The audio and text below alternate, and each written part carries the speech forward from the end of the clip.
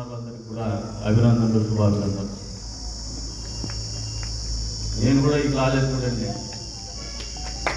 ఇలాగా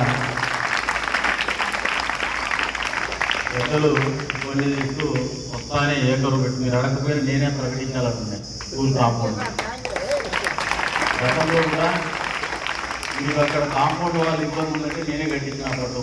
అధికారం లేదు, ప్రభుత్వం కూడా లేకపోతే నేనే కట్టించాను. ఈ ప్రాంతం అన్యాక్రాంతం చేసుకోవాలని చెప్పేసి చాలా మంది ప్రయత్నం చేశారు. గడిచిన 4-5 సంవత్సరాలుగా చాలా మీకు ఎవరికి కూడా అందుబాటులో లేనటువంటి స్థాయిలో ఉన్నటువంటి వ్యక్తుల ప్రమేయం ఉంది. అది పేరు ప్రస్తావించదు.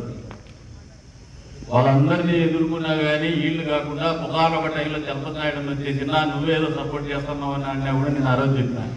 అట్లా దానికి పొరపాటు కూడా చేయం. మేమే ప్రొటెక్ట్ చేస్తున్నాం కాబట్టి ఇప్పుడు కాగుండేది. పెద్ద స్థాయిలో, అతి పెద్ద స్థాయిలో ఒక కుట్ర జరిగింది ఇక్కడ ఉన్నటువంటి గ్రౌండ్ కాజేయడానికి. కానీ కాజేయలేదు. నేను వాళ్ళకు ఒక ఉదాహరణ చెప్పిన. సై అని ఒక సినిమా వచ్చింది. దాంట్లో ప్లే గ్రౌండ్ కోసం స్టూడెంట్స్ ఉద్యమించి ఫుట్బాల్ మ్యాచ్ ఆడేసి తన్ని తరిపేస్తారు పెద్ద పెద్ద రౌడీలు. నేను అడ్డుకోకపోయినా, ఉపాధ్యాయులు అడ్డకపోయినా పిల్లలు కొట్టి తరిపేస్తారా మీకు దాని జోలికి పోతే ఆ రోజు చెప్పిన వాళ్ళకి. ఎందుకంటే ఇక్కడ ఇందాక వచ్చిన తర్వాత అడిగిన ఈ ప్రాంతం నేను మొన్న ఎలక్షన్స్ అప్పుడు వచ్చినా కానీ నా ఫోకస్ అంతా పోలింగ్ మీద. ఇక్కడ ఉన్న పేమెంట్ మీద లేదు, కొత్తగా ఏర్పడినటువంటి సీసీ రోడ్డు మీద లేదు, జరిగినటువంటి మార్పుల మీద కూడా లేదు. నా ఫోకస్ అంతా ఓటర్ మీద ఉంది, ఓటింగ్ కార్డు మీద ఉంది. కాబట్టి ఆలోచన చేయని ఇప్పుడు వస్తాను అడిగిన ఎవరు చేశారు అంటే నాడు లేదు. నిజంగా అభినందిస్తా ఉన్నాను. మళ్ళీ చేస్తాను. మేము ఆమెకి బ్లాక్ ఉండేది ఆ బ్లాక్ ఉండేది.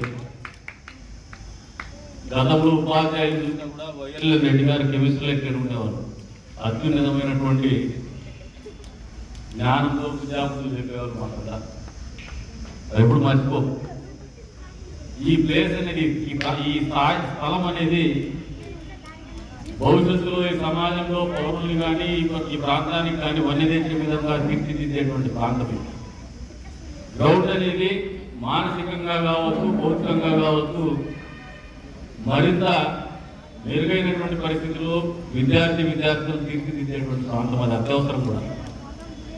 మరి అటువంటి ప్రాంతానికి మీకు అందరికీ చెప్తానని ఎక్కడ కూడా పొలిటీషియన్గానే కాదు, లేదంటే అధికార పక్షంలో ఉన్నటువంటి ఎమ్మెల్యే కాదు, ఈ ఊర్లో పుట్టినటువంటి మామూలు పౌరులుగా కూడా మా కనీస బాధ్యతగానే గుర్తిరిగి దాన్ని పరిరక్షిస్తామని చెప్పేసి కూడా ఈ సందర్భంగా తెలియజేస్తున్నాము.